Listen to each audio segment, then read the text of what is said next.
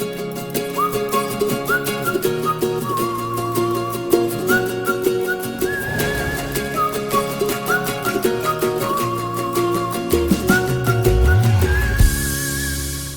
to LWDG Pod Dog, the podcast that helps women train their gun dogs and become part of a supportive community. I'm Joanne Perrott, founder of the Ladies Working Dog Group, and I'm thrilled to be your host. Our online membership offers expert training, monthly courses, and live coaching sessions that empower women to become confident and skilled gun dog handlers. Join us as we share insights, advice, and stories to help you and your four-legged friend achieve your goals. So, grab your headphones, sit back, and let's get started. Good evening, ladies. I'm LWDG founder Jo Perrott. I know there's lots of new ladies in the group, so I thought I'd take a moment to introduce myself and what this little live is about. It's a 10-15 minute live called Meet the Member, where each week we're going to try to bring you a new society member for you to find out all about. So I'm going to start with welcoming Sue. Welcome, Sue. Hello. So Sue, whilst the ladies are giving us a little bit of love, can you tell me, how did you get into gun dogs? Yeah, so I had dogs growing up, like a lot of people. We had various dogs, including a Labrador and a Spaniel, Springer Spaniel, but never did any gun dog training or gun dog work with them.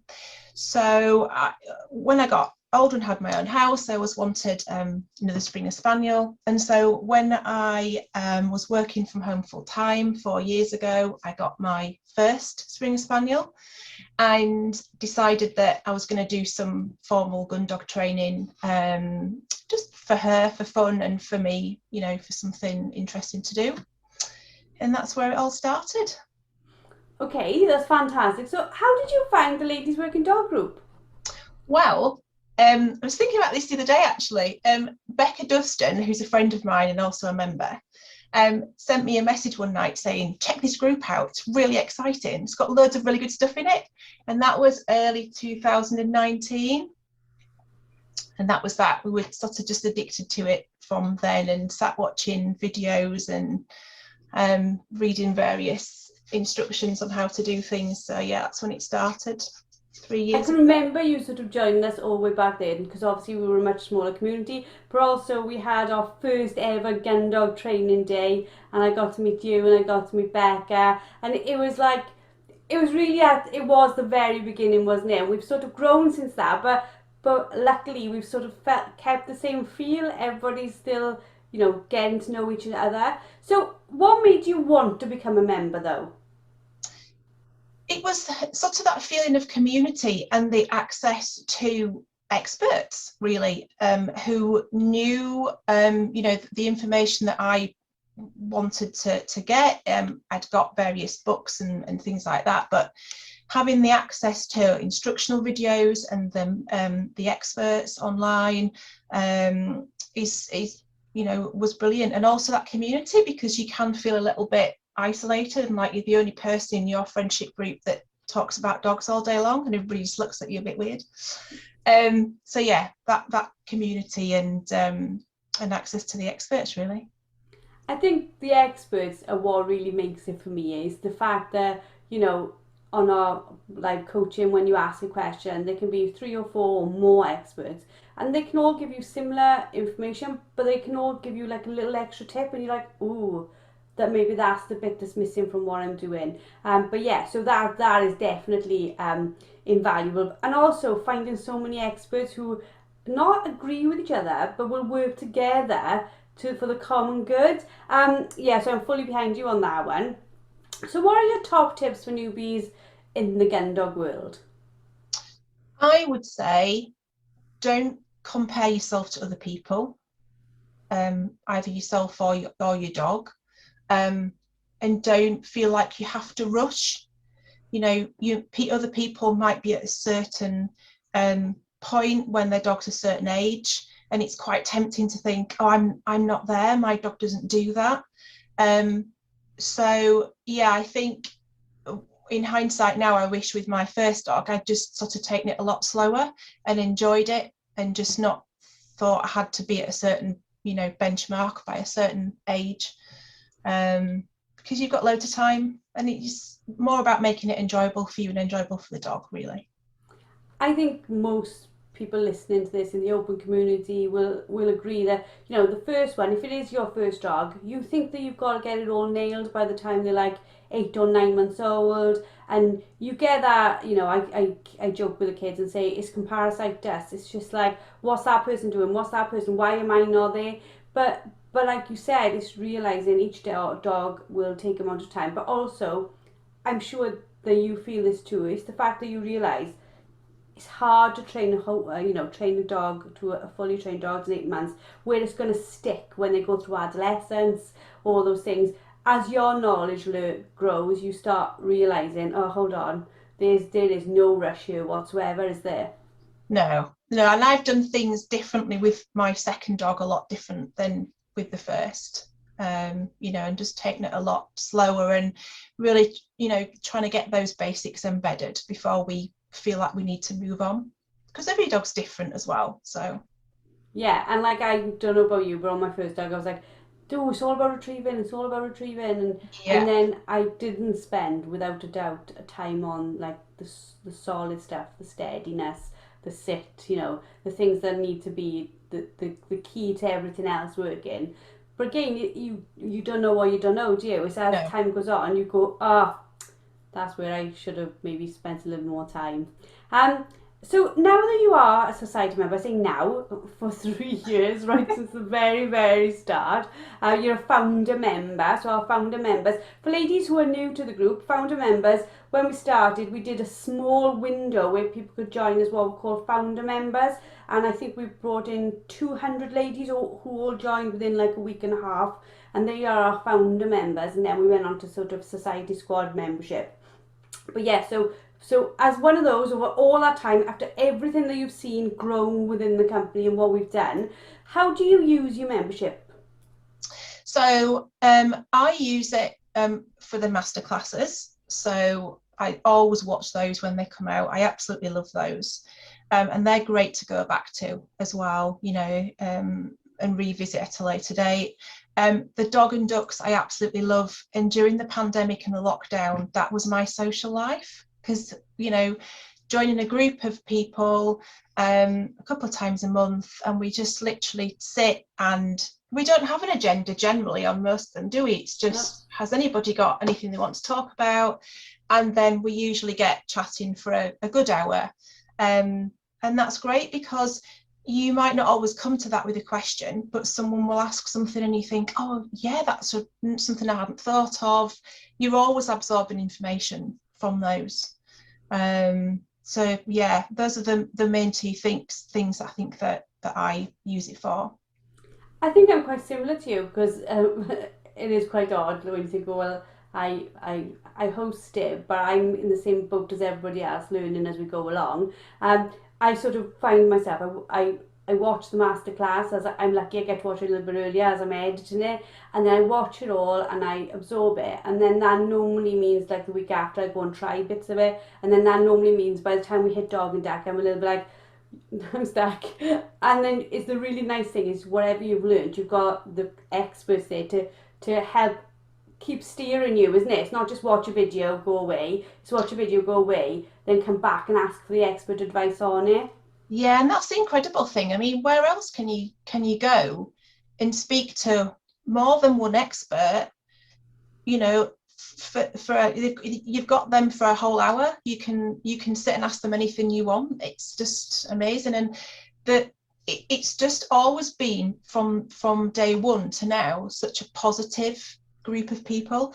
So you can jump on a dog and duck and be brand new to the group, and it's, you don't feel worried about asking a question. There's no silly questions. No one will ever sort of tut at you and raise their eyebrows and stuff. It's all just super supportive. It's incredible, and it's always been like that. And I love that too, in the fact that sometimes, because the fact that they can ask anonymously, I'll read out their anonymous question, but by the time I've read out their anonymous question, they've got, they feel brave enough, and they come off mute and they're like, hold on, let me tell you this. And I'm like, yes, because again, it's making those friendships, isn't it? It's making those links and knowing that you've chatted to a couple of experts, and those experts know you and what's going on with your dog, and then you can come off and message them in your own time and chat to them, and then continue that conversation if it's needed. Yeah, yeah. Oh yeah, I've made loads of friends just through, people within the society. It's brilliant. So, you started as a founder member. We're lucky to have you now as our regional coordinator, new position. So you help the regional organisers to get messages to me, basically, because I get super busy and you just collect all that data and run all that. How are you finding all that? Yeah, I mean, it's great. We've got some things now going to be popping up in the diary. We all have to get used to trying to arrange things again now that the world's opened up a bit, and fingers crossed it stays like that. So yeah, we've had some Zoom calls in some of the regions, and we'll probably continue with those, but try and get some physical meetups in the diary. Some first aid courses coming down the line as well, which is really exciting.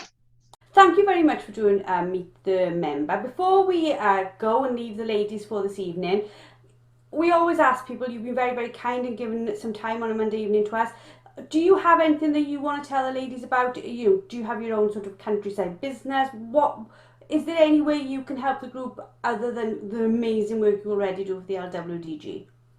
Yeah, so I run a company called Field and Fireside. We supply gun dog training equipment.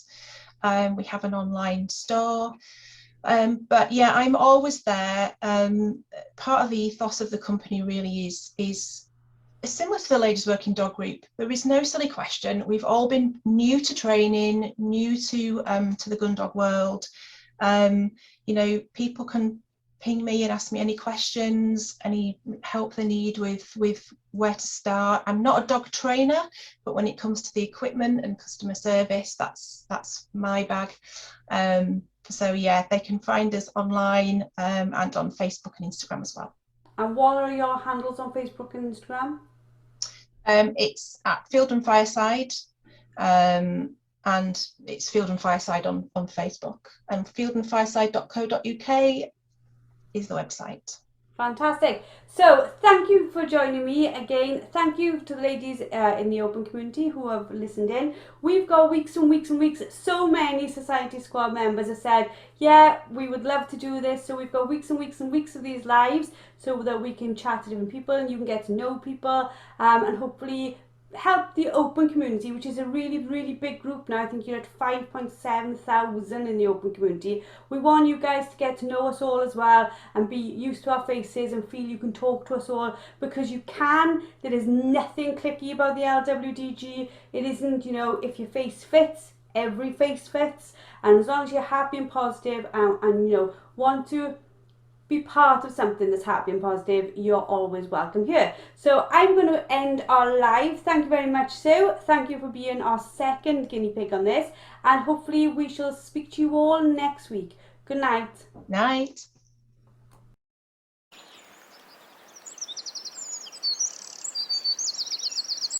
Hello ladies, and welcome to another episode of Meet the Member. And with us this evening is LWDG Society Squad member Petra Thurlow. How are you, Petra?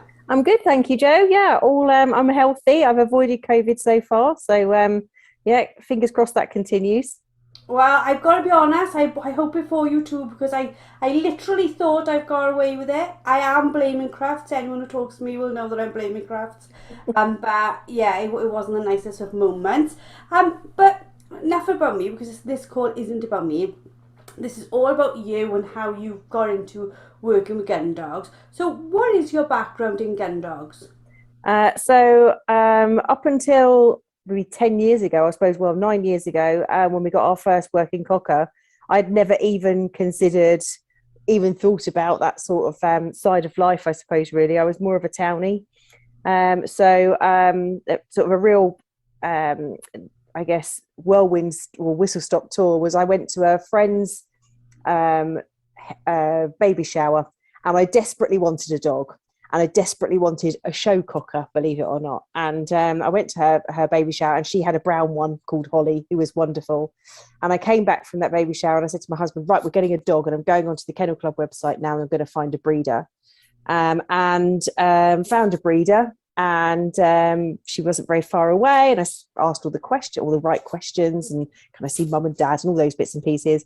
And the last question I asked her was, they are show cockers, aren't they? And she went, oh no, they're working cockers. Well, the disappointment, she must have been out to have heard it in my voice. And I was like, oh, okay, but they do make good pets, she said. So that was it really. And we went down to see this litter of puppies. She had 2 left. I couldn't decide, so I got my husband to decide. And we came home 10 weeks later with Ronnie. And it all started from there, after going to a few lessons with the breeder after when he was old enough. He said, you want to try a little shoot? And that was it. And we found a friend of mine who I worked with, her husband was into a very small family shoot, and we've not looked back. So it's sort of been, we fell into it really. So there was you planning on having this lovely little show cocker, and then instead you've got this working cocker that's opened up a whole new world for you of activity and adventure. But how did you find the Ladies Working Dog group? So I think it just popped up on my Facebook timeline. It was just a really random thing, and I joined so many of the other groups that are out there. And I think for me, there's that whole thing where you watch. I'm a bit of a watcher on Facebook, so of course, you watch all these conversations going. And I just thought I could never ask a question on there because there are so many people with opinions, but also that can be perhaps not overly friendly. So for me, I was looking for something that was sort of super friendly. So I just kept Googling sort of, or going on to Facebook and putting in, working dog groups and stuff. And eventually I just stumbled across you guys, and it's probably the best thing that happened, because well, as I say, you are what you say. You do what you say on the tin, really, for me. So no, but it was perfect. So that's how I found you. That's really lovely that you went looking for this specific super friendly group, and in the end you found us, because like you said, that is probably the one thing we strive for. So what made you go from just like finding the open community where we're sort of live now to going into becoming a society squad member? I think for me, it was curiosity. I think was probably the biggest thing, in terms of there's more that I could get out of this. So I had a really good gun dog trainer, and he really encouraged me to go off and find as much information online as possible. He gave me lots of hints and tips.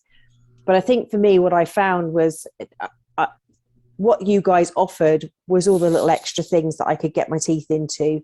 He then told me he was moving away to Devon, and that was almost like the worst thing that could have happened. So for me, it was all the things, the extra bits that you offered, that made me think to myself, actually, I can get more out of this. I can not self-teach myself, but I can get lots more advice if I'm more inside the society, and I've got that access to that sort of more exclusive group. There's more content really for me to be able to focus on. And I think that's what really encouraged me to join the society, really, because it felt, I guess, a bit more exclusive, but just it felt that I had the added extras and the more support, I suppose, really. The open group's great.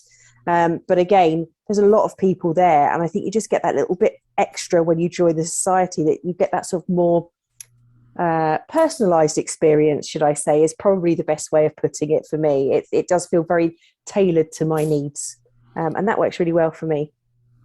Because the society is such a smaller community in comparison to the open community, I know your names, I know your faces, and I think the other trainers and the other people, we all sort of know each other's names and faces. So there is that feeling more of surrounded by friends, isn't it? If I saw you in the street, I would know who you were, and I would stop and have a conversation with you. Yeah. So it's hard for me sometimes with the big group, with the open group we're in now, because there's just too many people for me to have become friendly with, I suppose. So how do you use your membership? I dabble in and out of the website, I suppose, really. I've used it to look at the master classes. I've used it to, I guess, just find lots of useful information, the things that you you could spend your life Googling looking for, but actually it's on the website. So that for me is a big bonus. I've used it to do the Hot Mess Handler course. So I've started I sort of dip in and out of that as and when I can. And I think for me, the membership piece for me is very much being able to share my successes. So when it really works, it's actually really nice to be able to go into the Facebook group, for example, and share a success and get that sort of pat on the back from everybody. And sharing the funny things as well. I mean, the amount of times I can sit there, I think Claire shared her bloopers the other day, and I think they're also on the open community, but there are things that just get shared on the, within the society that just keep me howling, really. They just make me laugh so much. But also there's that encouragement side for me where I use the membership to get the ideas, I suppose, really from other people. It helps you to then try other things with your dog. And I think that for me is probably the biggest thing, because you can canvass 100 people for an opinion, but actually when you're working, as you say, within that small group and you've got that specialized, personalized feeling and experience within that environment, I think that's what really helps, is the fact that you know what you're getting. So it's, for me, there's so much there. The pod dogs are just brilliant. I get lots of enjoyment out of those. And again, Dog and Duck is fantastic. I haven't joined the Zoom side of things for a while, but I've been a bit of a lurker watching sort of on the Facebook side of things. So yeah, you just get so much from it, Jo, to be honest. Oh, fab.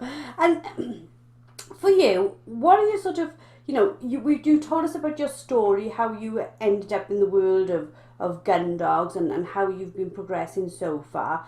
But there's lots of new people who join our group every single day, whether that be in the open community or in the membership. What are your sort of top tips for newbies in the gun dog world? Okay, so I suffer with dreadful, like in my real life, not just in my gun dog life, but terrible imposter syndrome. So, I always feel like I'm a fraud and I shouldn't be there. And I think the thing for me in terms of the LWDG is that for me, it's the biggest tip I can give people really is don't have imposter syndrome in that environment. Everybody's learning all the time and nobody's perfect. We're all perfecting a skill, an art, something that we really want to be good at. And I think that's, for me, that's what this group gives me. But I think equally, in terms of the outside world, I can take stuff away from this and play it outside. And so don't be afraid to try something new within sort of like that sort of gun dog environment. I mean, I'm very, I suppose the only way to put it is I'm very sheltered in terms of the experience I have within a shoot. So we go to a family shoot. It's the one we've always been going to ever since Ronnie was, 9 years old or what have you, 8, 9 years old. We've been to exactly the same shoot. They're like a family. And we've just picked everything up as we've gone along. So don't ever be afraid to ask questions. I think that's one of the biggest things.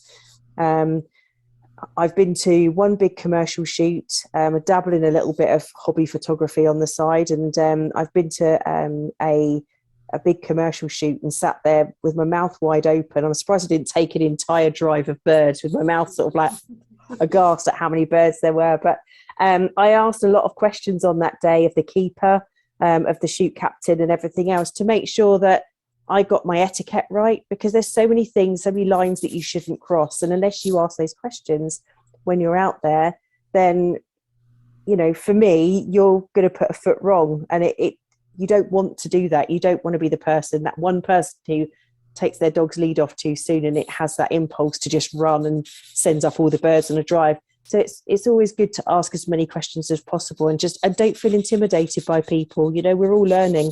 Nobody's perfect. So I think that's my biggest thing. This isn't a question I think I've asked before, but I'm fascinated in now. In the fact that before you had Ronnie then, had somebody said to you, or so many years down the line, you're going to be spending your Saturdays in the torrential rain with your dog, standing in lines, like pushing birds towards guns, what would you have said? I think if the being outside thing for me isn't unusual, because I'm horsey anyway. So, and I'm a person who loves to be outside. So that for me probably wouldn't have been too much of a surprise. But going into that situation of saying to me, I'll be putting my dog into, you know, a thick cover and trying to drive birds towards people that might want to shoot them out the sky, I probably would have gone, oh no, I wouldn't do something like that. And I recall kind of like the first, so I remember probably the first or second time we ever went. I'll just tell this story. I don't want to obviously take up too much time, but so we obviously the ideal is that you kind of create a horseshoe to bring all your birds in, and then you drive them obviously straight up, and hopefully they go up and they go over the guns. And we were doing this drive, and it's called Deadwood, and so you bring all the birds in from around the fields, and they all come into this little wood, and then you push them through the wood, and the guns are lined up in the bottom of the valley. And I remember coming and bringing down there, and I'd worked really hard on Ronnie being really close, and we'd been to work in a rabbit pen several times so that he would obviously exercise his self-control and be really steady. And I just remember seeing all these pheasants running around and thinking to myself, oh my God, I'm just going to send all these birds up to their death. And it was the thing that went through my head. It was just like that whole realization. But actually, to be perfectly honest, as I now know, on our shoot, pretty much most of the guns couldn't hit a barn door with a banjo. So to be honest, out of this, you know, we never get a very big bag, but everything that went up, I would have thought probably we would have been even lucky if we'd taken 1%. So for me, that whole thing, you know, it isn't so much of a big deal anymore. But it is a really funny question, Joe, because every season I go back to it, and there is that element of me of not guilt, but why am I doing this? But it's like being part of a family community. I think that's what it is. It's not necessarily that, it's the people as well that just make that, you know, I'm just so happy to see them. And they are all good friends now, because they really are all people that, you know, you might not see all year, and then you see them at the start of the season, and then it's just that whole warm feeling of getting together with everybody again. It's great. It's one of the nicest things, I think, really, for me. My brother, believe it or not, we come from a rural family that we hunted on horseback. And my brother used to shoot rabbits for the table and stuff, and then he still is, I think, vegetarian, but he went through a phase of being very, not anti-hunt, but he sort of walked away from it a little bit. And he always says to me, oh, off out chicken chasing today then, Joe, and he makes me laugh with it. But there is a perception of what it's going to be like outside of people doing it, and then what it's like inside is very, very different. But yeah, I totally get what you say about it, because at the end of the day, you are part of the process and the circle of life, aren't you? Yeah, absolutely. And you know, our little shoot is just a family shoot, so we don't get paid. We go and stand in the rain and come home and get a stinking cold for 2 weeks just for the joy of it, you know. But we always get offered a brace of birds. And I think that's the whole thing for me, is, as I say, we don't have a massive bag, so we never get a massive bag at the end of the day, but there's always enough birds that everybody gets to take a brace home. We all use our, we all reuse and utilize what we eat, what we shoot, basically. And I think that for me as well it makes it feel sort of, I guess, sustainable, or, you know, it makes it feel as if it's okay to do it. Even though, to be perfectly honest, if I went on any other shoot, I'd probably feel exactly the same way. It's just that whole, for me, it's that enjoyment, it's the camaraderie of the day. You know, we're very lucky that our beaters, guns and picker-uppers, we all mix together. Everybody has lunch together. Everybody, you know, goes in the wagon together. You know, we all have banter together. There's no division on our shoot. But having done the commercial shoot that I went to do the photographs for that time, the beaters all went off to their little hut to have their pheasant stew or whatever it was they were having for lunch, and the guns all went off and obviously had sort of a nice lunch somewhere else. So there is that, I guess there is that part of it, but that's all tradition. And I kind of like that whole part of being part of something that's, I don't know, been going on for yonks, you know. It's just that whole thing for me where you're part of something that's steeped in history. And I think that for me as well is also really nice. You know, far more birds get run over or, you know, taken by foxes or whatever than the majority do on shoots, you know. So I think for me as well, it also makes it feel like it's just nice to be part of that community. I just enjoy it. And I definitely think, you know, you hit a really good point on there. Is like if you look at the work of like the British Game Assurance, they, you know, they are piloting work now with this year they've had carcasses, pheasant carcasses going into the NHS, and now patients are getting it because of this added I'm not going to pretend like I'm a nutritionist because I'm not, but within pheasant there's like additional selenium, I believe it is, which is really, really good for people when they're recovering and things like that. And then that's all part of the sustainability. And sustainability is an important conversation to have. And like I know you joined us in the game fair last year when we did the exhibition. You were very helpful and you volunteered your time. But it's understanding, you know, you may be sitting and looking with your little dog and saying, how does this affect me and my little dog? But the reality of it being is the dogs that we have are being bred so well for the job they do. Yeah. And if there is no job, do our dogs end up being like a show dog? What will happen to their evolution? Because, you know, the reality of it is Yeah. the best of the dogs are kept to build better working breeds, better trialing breeds all the time. And I'm not going to pretend to be an expert on that side either, because I'm not, but I do feel that it's very much all intertwined, and being part of, even if you train a working dog with no intention of ever taking it out on a shoot to work it is important to understand where it came from and what its role is, to understand why you're training it. And I think every single lady in this group somewhere feels that without a doubt, because otherwise they wouldn't be in here looking for training. And I think that should be, you know, commended at the highest level. Tracy's just said low cholesterol, so yeah, pheasants have got low cholesterol as well, so all that stuff is all very, very good. So I'm not going to keep you any longer, because our 5 to 10 minute conversation, Petra, has turned into a guest Q&A. Bless you. Sorry. Thank you very, very much for the conversation. If anybody wants to find you, get hold of you, how do they do it? Can they contact you on Facebook, things like that? Yeah, I'm more than happy for anybody to sort of contact me via Facebook, and you know, if just contact me through Messenger, or find me in the group and just message me on the group. I'm more than happy for anybody to just sort of drop me a message, and I'm, you know, as I say, always happy to answer any questions, tell you about my disasters, or about my successes, I suppose, really. So yeah, it's I'm always more than happy to share or help anybody. So yeah, it's always all about making friends as far as I'm concerned. Well, we thank you very, very much for your time this evening. Thank you to the ladies in the open community listening. I hope you've enjoyed. I hope you've enjoyed Petra's input into it. Give us some hearts, give us some likes. Let us know if this is a feature that you like seeing. Our little faces turning up every week and doing another Meet the Member. And I'm going to stop the live stream into the Facebook group now. But thank you very much for your time, and good night.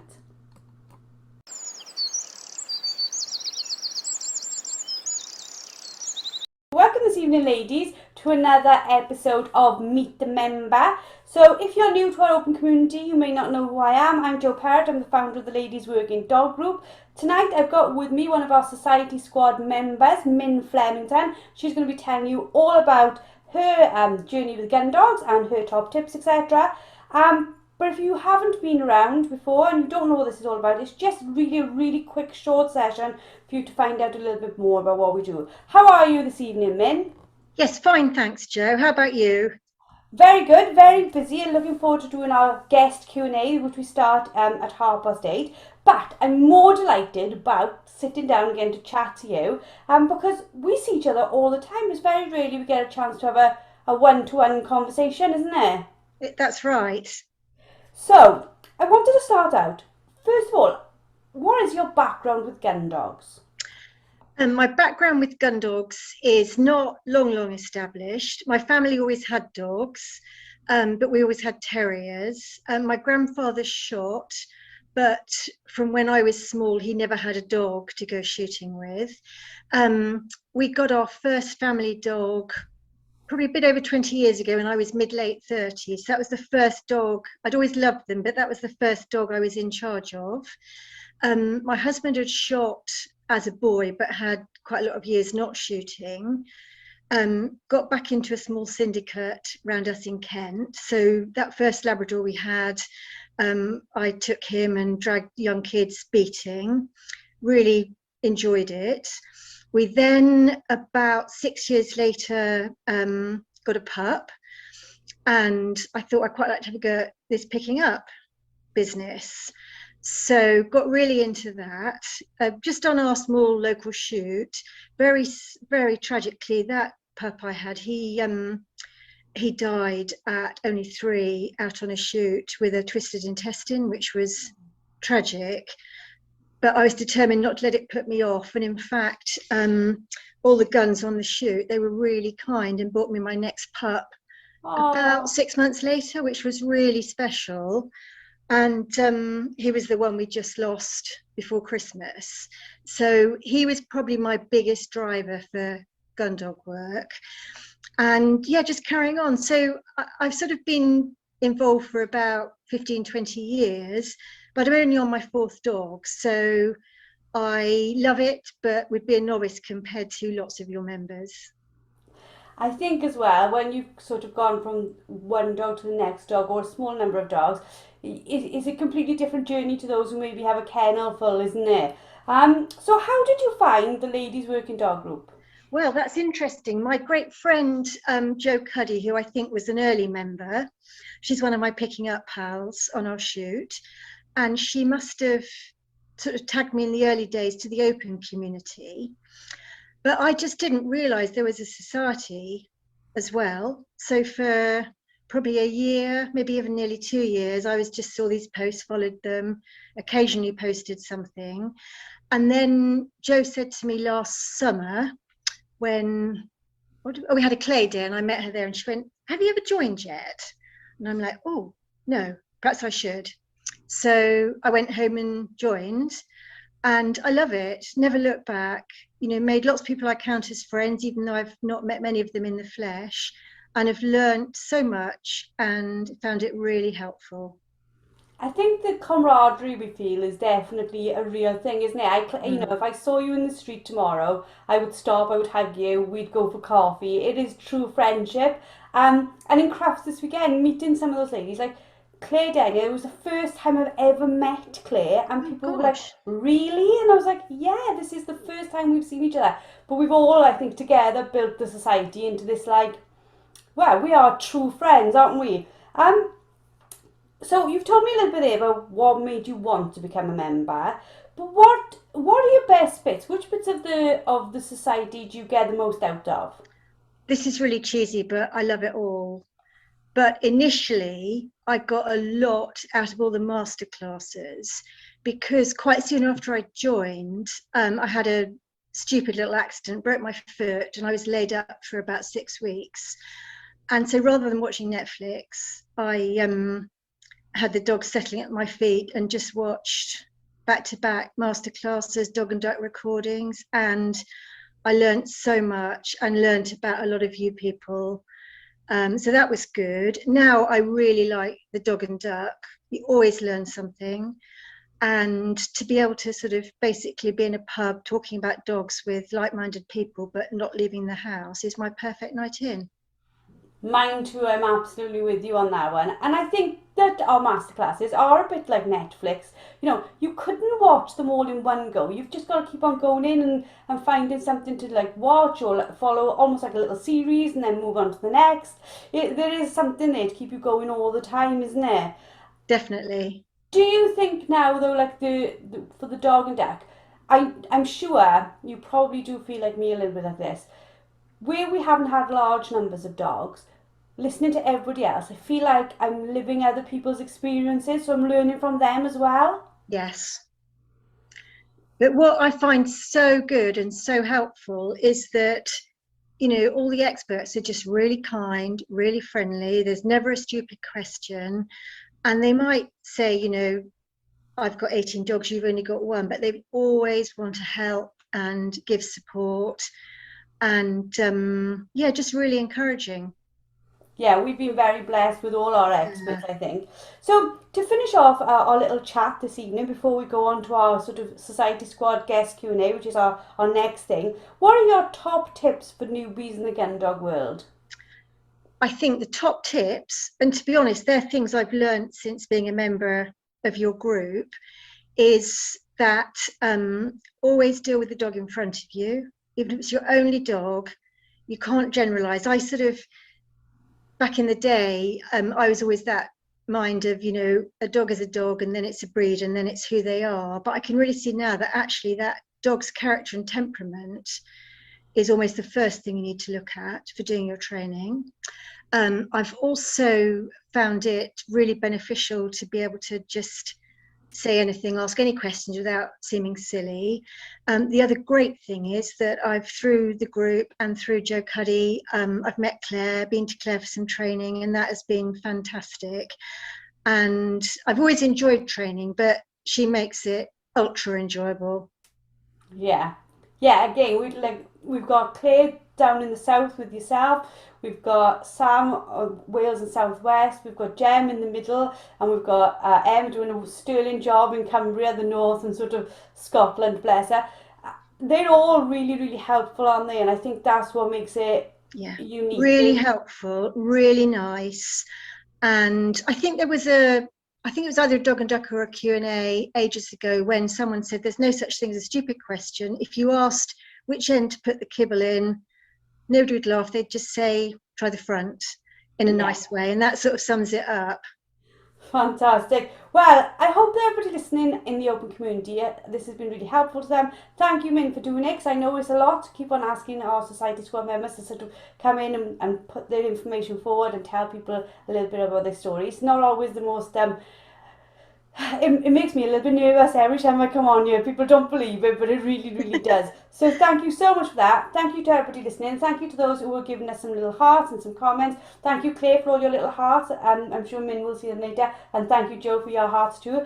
And I shall see you probably, Min, in the next 15 minutes over in the other group. So will do. Thank you, Joe. Thank you so much. Good night. Bye.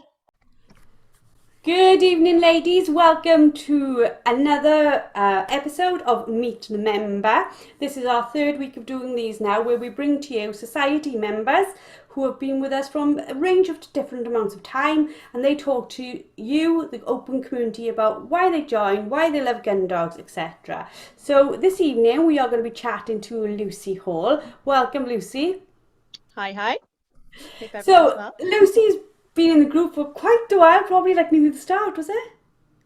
I think so. I mean, I remember seeing you. I remember seeing the posts and everything on Instagram and Facebook, and I was just kind of silently watching away.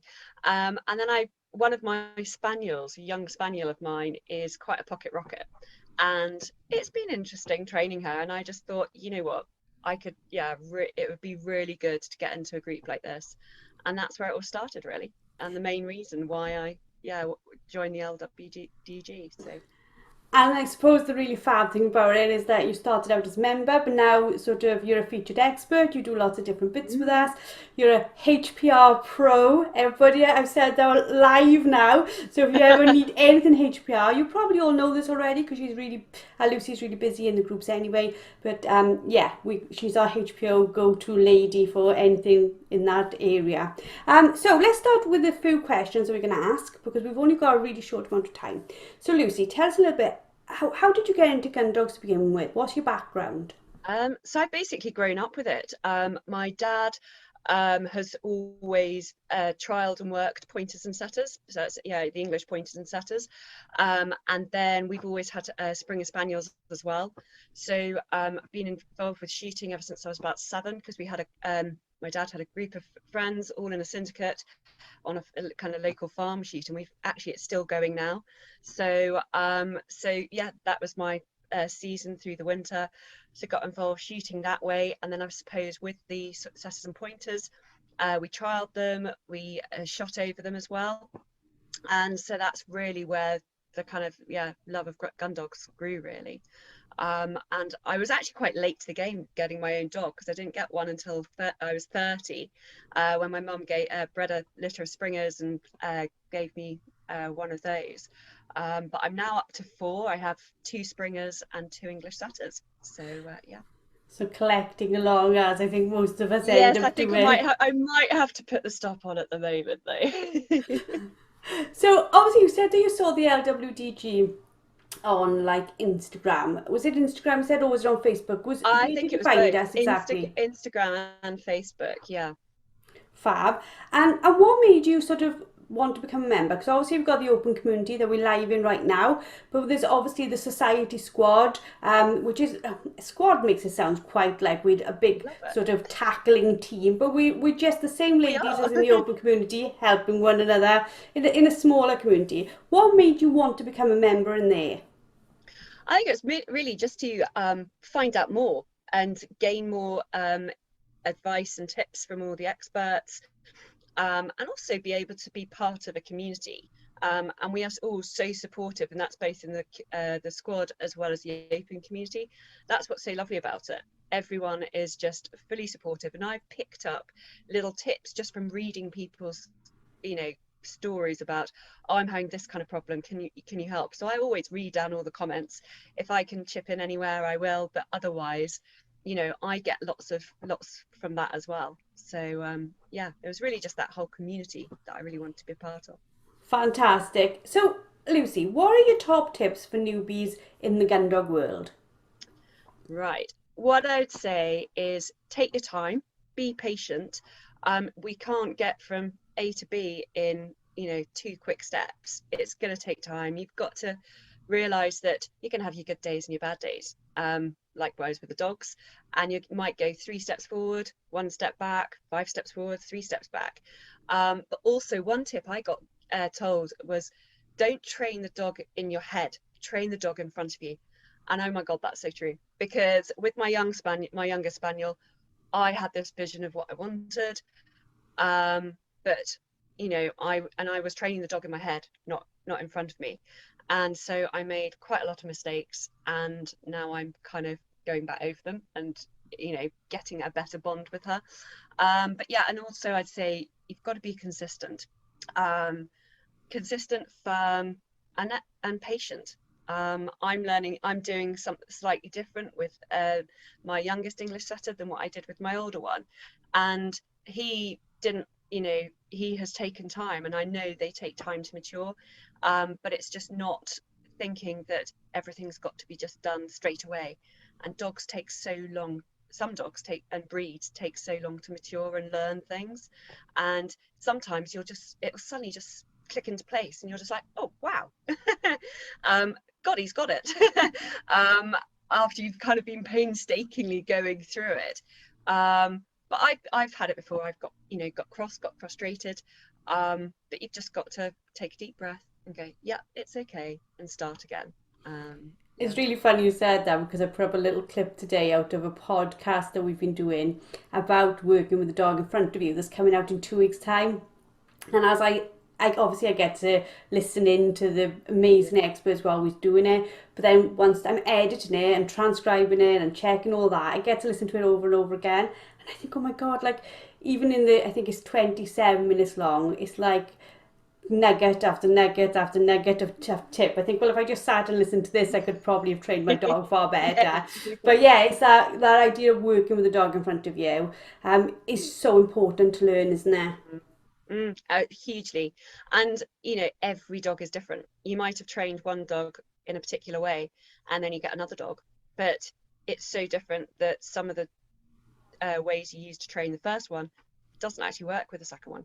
So you've just got to, and you've got to be really be able to adapt as well. Adapt in certain conditions, certain environments, but just above all, just enjoy it. I know sometimes, if I must say, I've learned from talking to people, if you're in a bad mood, or you've just had a hard day at work, or you're tired, I do not go out and train. I have done it, and it's stupid. It's a really silly thing to do. Just either don't take the dog out, or just go and have some fun with it. Because I've been there, got the t-shirt, and I've gone out, and I've just, after about 15 minutes, I'm like, why am I doing this? It's not fair on the dog, hugely, but it's also it's not enjoyable. So, Yeah. go back inside, lie on the sofa, do what you need to do, go and get a large glass of red wine or something. And yeah, so. So How do you use your Society Squad membership? Because as we've grown, obviously there's loads of different sections of it. How does it work for you?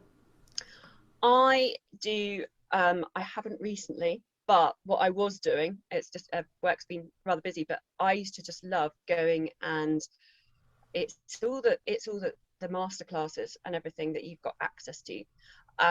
I did a lot of the went through the hot mess handler, did all of that. I love and again, I haven't been to a few, but the dog and duck, absolutely love it. I just think it's a brilliant pub to have. We're all like-minded.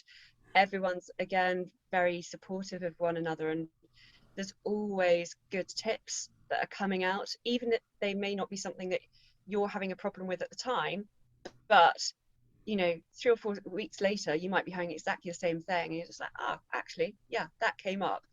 I think the dog and duck is best thing, really. I really enjoy it, but also it's just being able to get to know people as well. I also have been to see quite a few of the experts, Emma, Sam, Thornycroft Taylor, I see a lot. Been to see Claire Denyer about things, and it's just really nice to be able to get to know everyone and just be able to just talk dogs, basically, because outside of my outside, not many people think I'm bonkers because I spend a lot of time with my dogs and I absolutely love them. I have a passion for them, and yeah, where else can you come and talk dogs and your problems and everything with them? So Yeah, I think I drive my husband yeah. mad on like Wednesday nights with like Q&A and with dog and ducks. I say, I'll be just an hour. You'll get me food, and I'll be, honestly, I'll be an hour. And it's like 10:30. Yeah, exactly. We could Oopsie. go on for ages talking dogs. It's so But easy. always good stuff out of it. So how have you now that you've been a society member for quite a while, you're going to be doing a podcast with us next month. We've already recorded it, and it'll be going live on grouse counting. So that's going to be something, absolute ladies, you have your mind blown. I was like, what is grouse counting? But you have to listen to the podcast to get all the details out of it. You will absolutely adore it. But when you're not surrounded by dogs or grouse counting, what do you do in your business? Because this isn't your main thing, is it? You're not a trainer. No.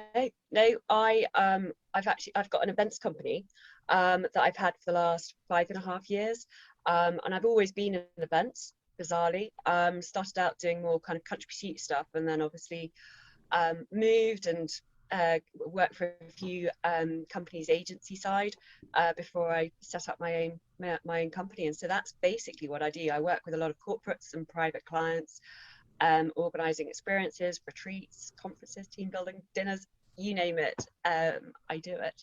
And so it's just really not, it's sometimes quite weird because my life on work is very much the kind of corporate side, but yet it's completely different to me. I don't think clients of mine believe that I basically wear wellies and really muddy trousers and rubbish clothes all day, which I do. And I will go to meetings on Zoom, basically quickly having changed a top from, just come in, hair everywhere from being outside, with the dogs and everything.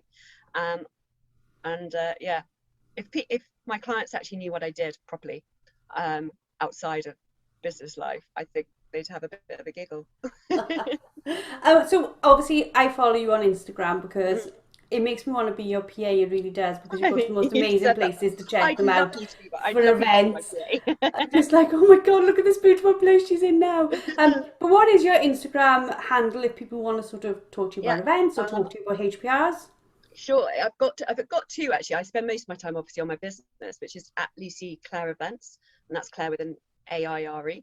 But then I also have a personal one, which I don't go on so much. And truth be told, I'm going to have to quickly look it up because I don't know it off by heart. It's basically Lucy Hall 51. But that's where mainly I put more of my dog stuff. But I go on there rarely. But if anyone wants to contact me, that's the best way to do it. Fantastic. Well, thank you for giving your time for the podcast, and thank you very much for giving your time and going live with us in the open community. I hope the open community are really, really enjoying these.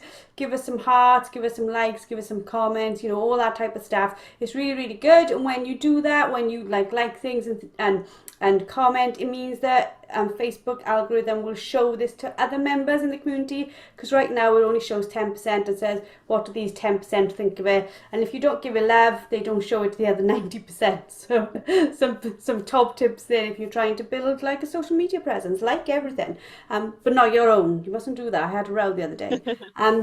Charlotte, my daughter, said to me, "Don't like your own posts." I was like, "Well, I don't mean to. I just do." And she's like, "No, you get shadow banned." It sounds quite dramatic. I never knew that. I won't do it. Shadow ban flag. But right, so thank you very much for joining us for this evening. We're going to end this call and this live now. For those of you who are in the Society Squad and listening, if you pop on over to your calendars, there's a link, and in 15 minutes we will be doing a live question and answer with the 4 experts who did the positive reinforcement and minimal aversion training masterclass this month, which wasn't just a masterclass, it was like a 3-hour conference. But yeah, if you've got any questions from watching that masterclass, or any questions about positive reinforcement and minimal aversion training, head over and you can join in with us now. So thank you very much again, Lucy, and we shall see you all soon. Good night. Yep, night.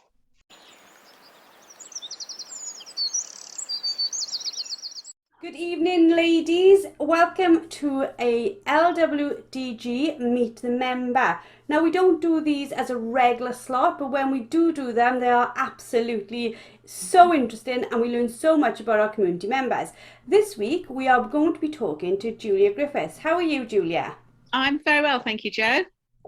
So, Julia, you've been very, very kind to go live on Facebook in the open community, our big community.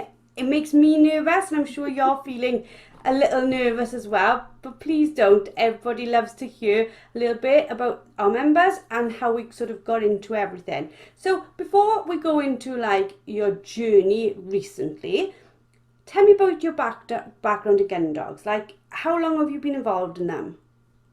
Well, I suppose I first came into gun dogs when I used to go and stay with my godmother in Sussex, and she had spaniels, and they used to go shoot. Her husband used to shoot, and she used to work spaniels, and I just got riveted by it. So I used to join the beating line, and that's really where I started. Fantastic. And obviously, when you were doing this, your own dogs or somebody else's dogs? No, I didn't have a dog at that stage. I was in my teens, so we didn't get I've had other dogs during my growing up years, but I didn't get my first gun dog till my boys were about 6 or 7, and that was a chocolate lab. Fantastic. My husband started shooting, and I thought, this is my opportunity. So a lot of people I know who've got chocolate labs adore them and say they're fantastic on the shooting field. Others saying maybe not so much. They're one of those sort of breed colours that people can't decide whether they're in or out, a little bit like Marmite. How did you find your brown Labrador? Well, I chose them because they were from a working line, and I think that's where people have a misconception. A lot of chocolate Labradors are coming out show lines, and hence they are quite different looks wise, as well as temperament, I think, and ability. So I was very pleased with mine. She worked really well. What I hadn't appreciated is how stubborn they were. This was my training journey, but no, she was lovely, absolutely devoted to what she wanted to do. It was me hanging on the end sometimes. So how did you find the ladies working dog group? How did you become part of our community? Well, it must have been soon after you started, and I think it was something on Facebook, and I thought, that looked interesting, and I clicked onto it and thought, this could be really helpful, and also a way of sharing what I do, or experiencing what things that other people have done. So I thought this was a good way to start. So you found our sort of larger community. What was it that made you want to become a Society Squad member? What was it that made you want to make that step in? I suppose because I found it a very male-dominated world before I started doing more with my dogs, and I thought I don't really want to ask that question, or I feel that's a bit silly, and it may be obvious to them, but not to me. So I felt it was a place I could ask something that I thought was silly, but probably was not at all. So I felt very comfortable about that. I thought that was a good reason to We join. have the ethos. There's no such thing as a stupid question. No. And I adore that about this group, is the fact that we can say, you know, promotionally, we've got this ethos, you know, marketing material can make it look one way and it's not in other ways. But we really do, don't we? You know, people aren't scared to ask the simplest of things because we all remember we were once at the beginning of our journey. Yeah, and quite often you forget as well. You think, oh gosh, I should be doing that, or someone mentions something and you go, oh, I know why that is, and then you can help someone else do that. So I thought it's been very helpful. Fantastic. So what are your top tips for newbies in the gun dog world? Well, I think I hit on it straight away. There's no such thing as a silly question, and just go and ask people and go to different people, because different people have different ideas and have different backgrounds, but are they always bringing something to you? And I think you can then decide what how your personality actually reflects on your dog and makes you a better handler. So I go to several different trainers and I pick lots of different things, and I think maybe not that, but actually I think I'll try that. So, and that's a really good attitude to have, isn't it? To be able to learn from many, because not everything fits with you straight away. And somebody might say something, I definitely find it all the time. Somebody explains something to me, I don't particularly get it. Somebody explains the same thing to me, but maybe the same way, and I'm like, I get it from you. But that's just how we learn, isn't it? It is, and people have a different way of putting things across. And unless you're on that same wavelength, as you say, you may not get it that way, but someone else does. So I think just even if you take one thing away from a training session, then you've increased your knowledge and your experience. So. Yeah, definitely. My mum says to me all the time, I've told you that before. But especially when I'm telling her how somebody had a wonderful idea, she's like, I have told you that. And I'm like, have you? Yeah. So how have you used your Society Squad memberships? Which parts have you found the most helpful? Well, for me, I'm not very technologically based. So I like the fact I can go into a masterclass and, you know, check things that I'm doing. I think I'm doing okay, but actually I may have missed something out on that process. They are very helpful. I also like the dog and duck, because that is just a great way to chat to other people, that we're all singing from the same hymn sheet, and everybody can chip in, and that's it. So it's a real conversation. Lots of the other bits of the group I don't interact with. And I know it sounds ridiculous, but I don't have time. Time is always against us when you're doing so much with your own dogs, or you're working, or family, or whatever. So I just sort of pick and choose the things that I really enjoy, to be fair.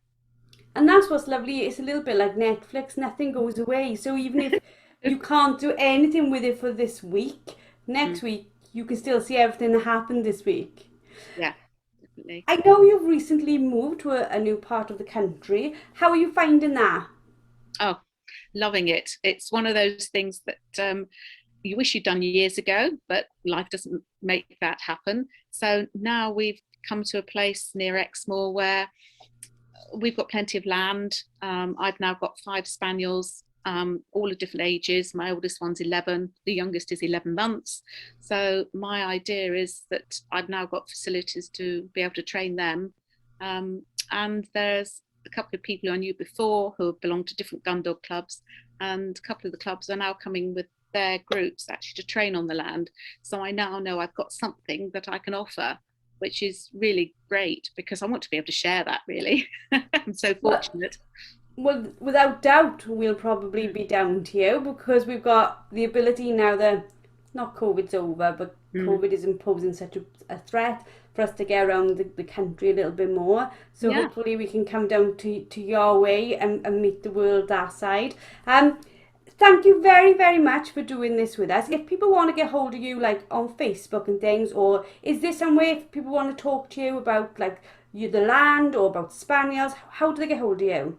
Oh, well, I'm not on Facebook in my work, but I do have a single page website page called White Rush Gun Dogs, and people can contact me through that. Fantastic. Well, thank you very much for being a Meet the Member. What's the word? It's not, I'm the host. I can't think what the word is now. And that's a guest. You're my guest. Fantastic. Thank you for being a guest. We'll leave this call here now because in 15 minutes time we have a guest Q&A all about recall. So for those of you who are Society Squad members and listening, please join in on that. And Julia, thanks once again. And without doubt, we will see you soon. Goodbye. Thanks very much, Jo. Bye. Bye.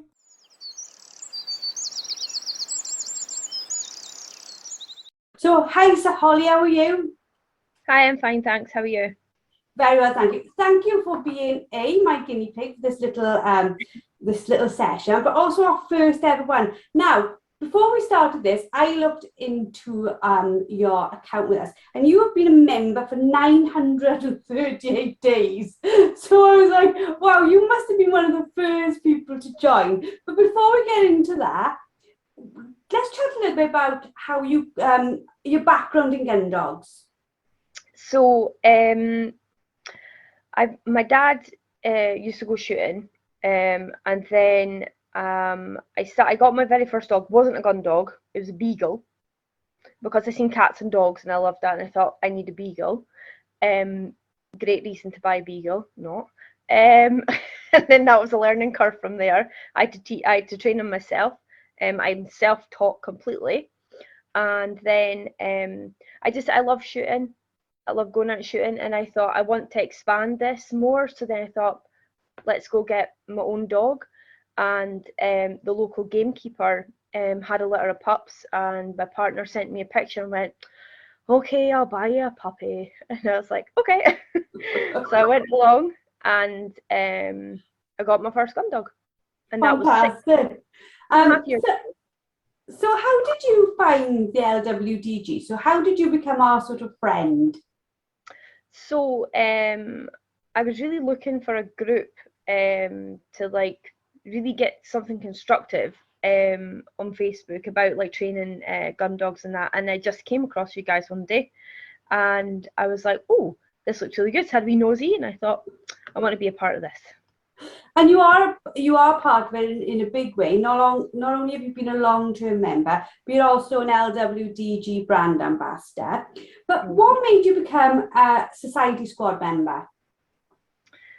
I just wanted to be more involved further. Just be more involved with the group, and learn more as well. Because obviously, when you're a society member, then you get to really listen to the experts, and then like the dog and duck sessions, they're great. I love them. They're absolutely great, because then you just kind of sit and listen. If you don't have a specific question, you can just sit and kind of listen to every saying what they're having issues with.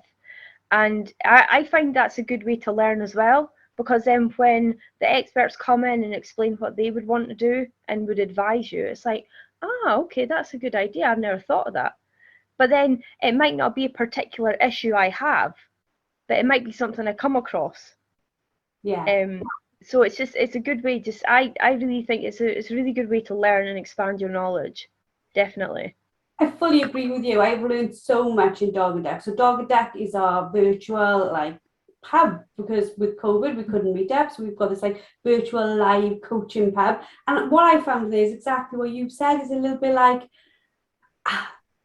I could sort of almost prevent stuff, not completely, because obviously dogs are dogs, but I could sort of see things, and maybe if my dogs are a few steps ahead or a few steps away from, and then I can say, right, I need to be aware of that when I get to that type of thing. So what are your newbies for people in the gun dog world? Like the society group, we've got new members and we've got new owners, and within the open group, we've got loads of new owners. So what are your sort of top tips for them? It's not easy. if anybody says to you specific breeds are easy, it's not. It's complete nonsense. I mean, I've got Labradors, but I'm pretty sure one of my labs is a Spaniel in a Labrador's coat. I'm like, this thing's a nutter. But yeah, just hunker down, and you just have to roll with the punches. You will have days where a basic command will be like asking your dog to climb Everest, and you want to stand and scream, but that is the worst thing you could do. That's the worst thing you could do. I try not to get too riled with my two. The best thing is just try stay calm, stay level-headed, and just, I actually do, I take a minute. If my two decide to run about for a bit, I'm like, right, I'll just turn around, take a deep breath, let's start again. And it works. It definitely works. Get a good slip lead as well, definitely. And do not, I implemented this rule with myself before when I got my first lab. If I ask you to do something, you should want to do it, not because you're getting a treat. I do not plough my boys with treats. They will get a reward when they have been exceptionally well, and they know that. So then they work and they work and they work, and then they'll get. And I get them really good treats as well. I get them like venison sausages, and they've got their Skinner's treats and that they absolutely love. And then yeah, and also try to differentiate training with playtime. Really implement downtime. I've really implemented that with my two, because I've seen friends and like being out in the shoots with the gamies and that, some of their dogs just don't switch off. And I just think it's really sad that the dog can't relax. And I know people have issues. There is dogs out there that just are like always wired. But I really implemented that when we're in the house, it's calm time, you can relax, you can play with your toys, do what you want. But they know when we're in the field, they change. It's amazing how they change. And they're like, right, where are the birds? Where are the rabbits? I'm like, okay, calm down. There's some really lovely tips there for new members and for people who've been here for quite a while. So since you became a society member, how do you use your membership? Well, like I said earlier about Dog and Duck, with obviously our calendar, it's great because then you've also got your blogs in that as well, so you can just sit and listen to them when you've got a minute. And then like Dog and Duck sessions, they're great as well, because then you're getting loads of different information. And like I was saying earlier, people come in with different issues. They've got different breeds of dog. It's interesting to learn about different breeds of dog as well. That's what I quite like about it. I was part of the lockdown competitions. The good thing about society is I feel like it's pushing me more to because I feel like if we aren't pushed, our dogs then won't be pushed, and then they won't grow. Yeah. They won't get better, because I know that my two can do so much more.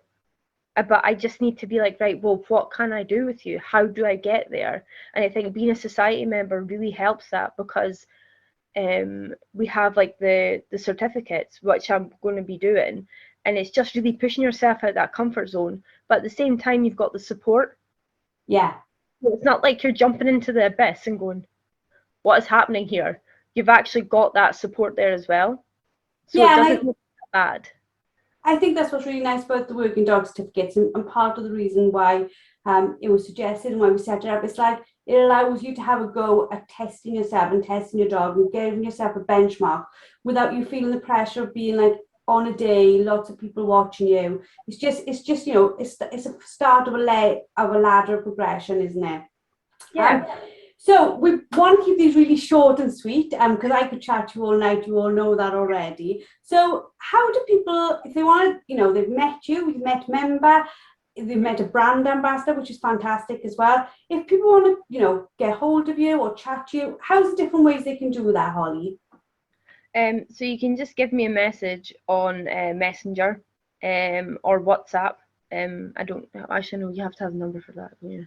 Oh, yeah. Messenger's good. Yeah. I always answer messages that get sent, and I always answer them. Yeah, that's probably the best way to get me, actually. Yeah. And you've also you work your dogs, obviously, and you're enjoying this for the hobby and the sport, but you also work in the countryside as well. No, actually, I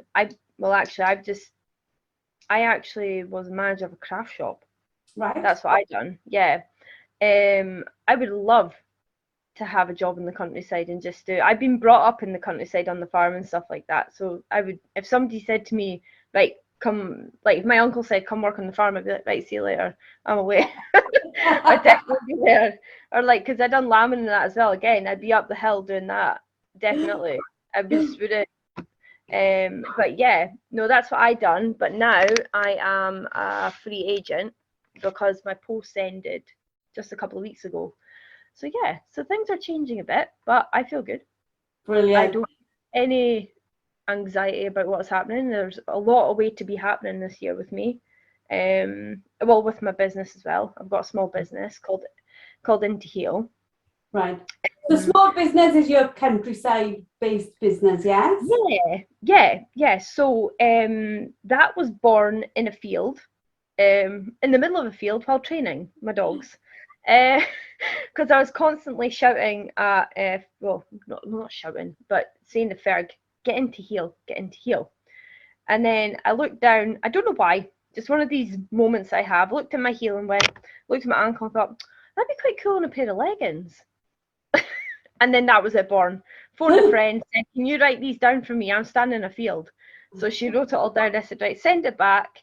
So she sent it back, and then that was it. Within a week, I had my logo, which is my two boys. I designed that. It's actually their heads overlapping each other, and it's in their colours.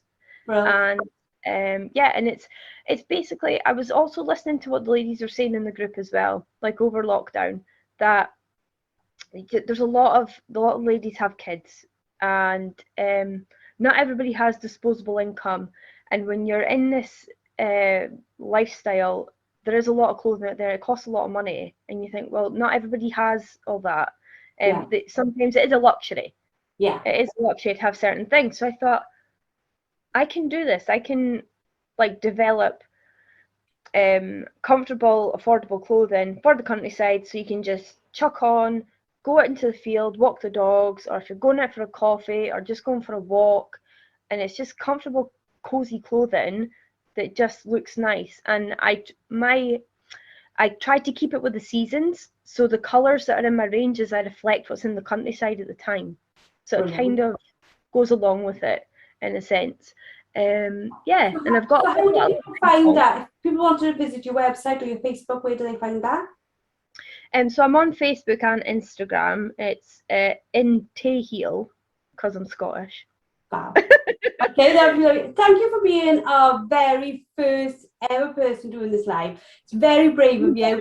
We were going to do it to the 5,500, so I'm sure we would have been very, very nervous, but it's been lovely to do it to the society group, and we'll post it out into the open community as well. I can chat to everybody, it's all right. Thank you so much. I'm just going to end the live now. You just have to bear with me because I'm not even sure how we do that anymore.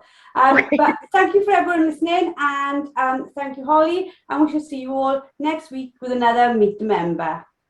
Hello and welcome to another episode of LWDG Meet the Member. My name is Jo Parrott. I'm the founder of the LWDG, and every now and then we pop into the open community to have a little conversation with one of our fantastic Society Squad members about how they got into gun dogs, what they use their membership for, lots and lots of lovely questions. So joining me today is Alison Smythe. How are you, Alison? I'm good, thank you, Jo. Thank you so much for doing this with me, because we all get a little bit nervous. Even I get nervous doing this, and I'm sure you're feeling a little bit like hot-seated there. Yep, just a bit. Tell me a little bit about your background in gun dogs. How did you get into gun dogs?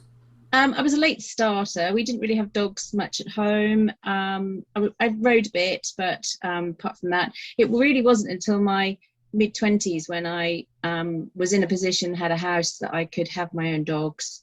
I'd been a vet nurse and I'd been smitten with the vets working labs and always wanted working black labs. So had my first in my late 20s, joined a local gun dog club in the days where you paid 50p and you went once every fortnight or something like that, and learned alongside a keeper, but never with the intention of doing full on sort of picking up or anything. I did a few walk up days with friends on farms, but it was mostly about the relationship between a working dog and handler and that team thing and learning together and learning a new skill. That's what really fascinated me. So I had her, and then I had a litter of puppies and kept one of the pups. So I had 2 for a while, and then finally lost my second lab about 7 years ago, and then had a gap, and I had about 5 years of no dogs, which was weird, but yeah. That must have been very strange when you're used to having them round you and actively doing things with them, you know, them being part of your hobbies, your lifestyle. What brought you sort of back into it? What helped you to find the LWDG? Well, life settled down again. Stepdaughter left school, and so all the crazy things we've been doing, running around the country, time was right. So I knew I wanted a dog again, but I wanted to go the rescue route. I was very conscious there were a lot of dogs that needed homes, and I felt I had the skills to settle a dog. Little did I know. What I was looking for was a middle-aged, possibly retired, possibly early retired Labrador to see me into retirement. What I got was, and I wanted one, what I got was 2 sibling, 18-month-old working Cocker Spaniels. So completely opposite to what you wanted. Absolutely. Straight away having to deal with these guys were probably besties because they've been together all their life. Yeah, and they landed with me 2 weeks before the first lockdown. So no access to trainers, just locked up in my little small cottage with my other half, who, these were going to be my dogs. He wasn't going to have much to do with them. I suddenly had to learn about littermate syndrome, these bonded dogs that were not interested in us at all. They'd been put in a barn for a good few months, not exercised, not let out. So every sound, every squeak, it just blew their minds. High prey drive, all these things I didn't really know about, suddenly I was faced with, and I was completely out of my depth, completely. So was you already part of like the open LWDG community, or was this the reason you sort of found us? Absolutely. Go on the internet, start looking, go down a few blind alleys of different ways of teaching that just wasn't right for these dogs at all. And what I also kept thinking, well, I know how to train the basics. I know how to do it. But what I couldn't get was the how with these dogs. I'd had puppies, I'd had Labradors, you know, it was just completely different. And then about 6 months down the line, when I was on my 4th breakdown, crying after a walk, saying to my partner, I can't do this, these dogs are going to have to go back, I can't, and him saying, no, you can do it, I found you guys. And what a revelation. And suddenly things started feeling a little bit more hopeful and bright. So did you come straight into the society, or how, you know, what was your process in there? Fairly quickly. I think I came via the website rather than Facebook to start with. So I think I came that route from memory. Was looking at the Hot Mess Handler course quite intently, but decided to join because I could see there were so many elements that actually I was really going to make use of all of this. So I joined quite quickly. Ferreting around through the website, there's so much there. So I started on masterclasses, but fairly quickly I found your mentorship section. Yeah. And thought, whoa, really? I can really access these people and they might help me. And lo and behold, yes, they did. The lovely Claire, I hooked up with Claire and did 6 weeks, which was just, oh my gosh, she just kind of held me together for a bit and got me started. And then I hooked into the hot mess handler, and that again reassured me, yes, you do know what, but what Claire was helping me with was the how with these dogs, the working with the dog in front of you. That's one of my absolute golden nuggets that I've learned, because I've got two completely different dogs, and I have to work completely differently with Pi and Bella. I've got a reactive one, I've got a naughty one, but lovable. And they're quite sensitive. So I've got poles apart dogs. And then I've got a third dog when they get together. When they get together, it's like having a third dog. I can absolutely understand that. So for people who are listening to this and they're like, I'm new to the gun dog world, for you were almost, in a bizarre way, new twice, wasn't you? What tips do you have for them? Don't be frightened to ask questions, particularly in this forum.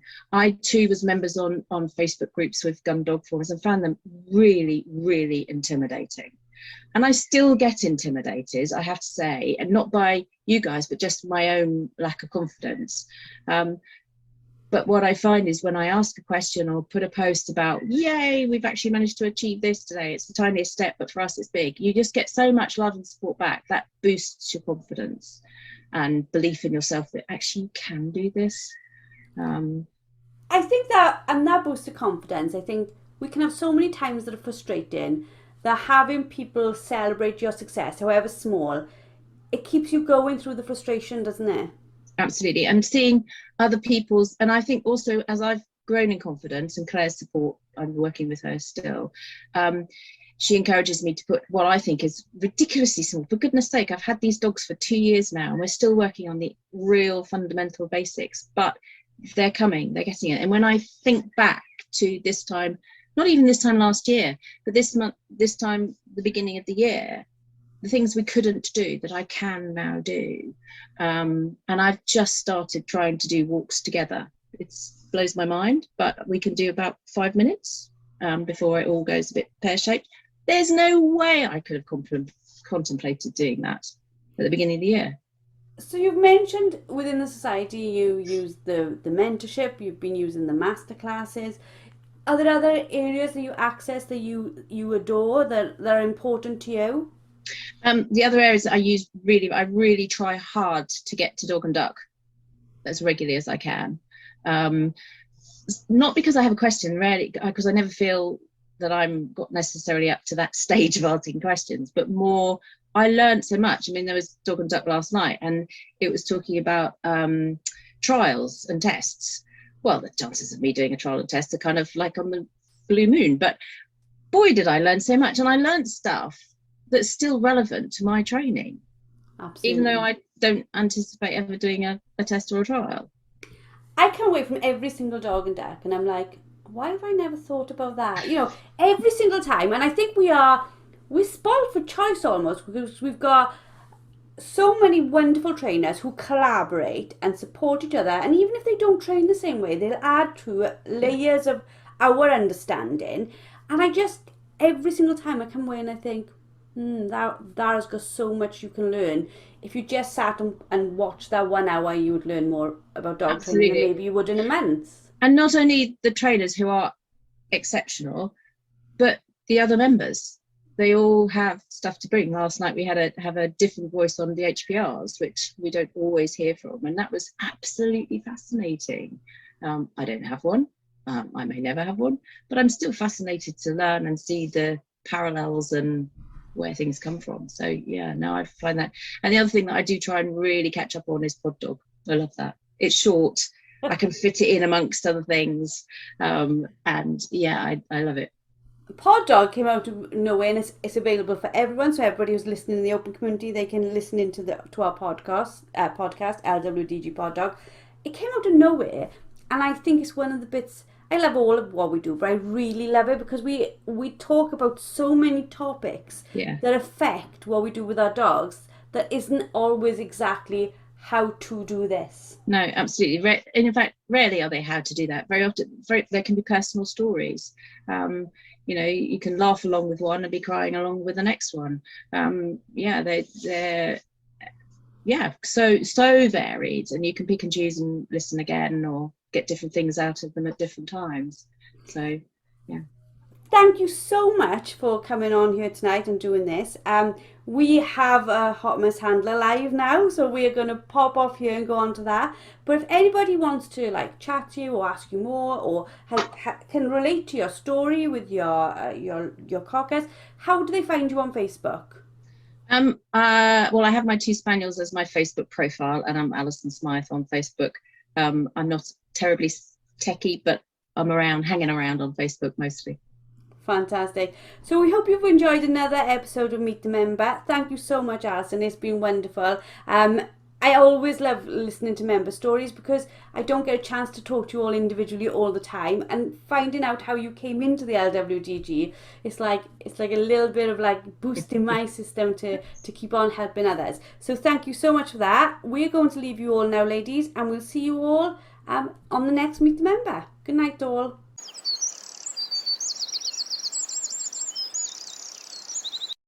Thank you for listening to LWDG Pod Dog with Joanne Parrott, founder of the Ladies Working Dog Group. If you're interested in joining our supportive community and taking advantage of our group experts training and resources, please visit our website at www.thelwdg.com. Don't forget to subscribe to the podcast and leave us a review, and we look forward to helping you and your four-legged friend thrive. Until next time, keep training, keep learning, and keep working with your beloved gun dog.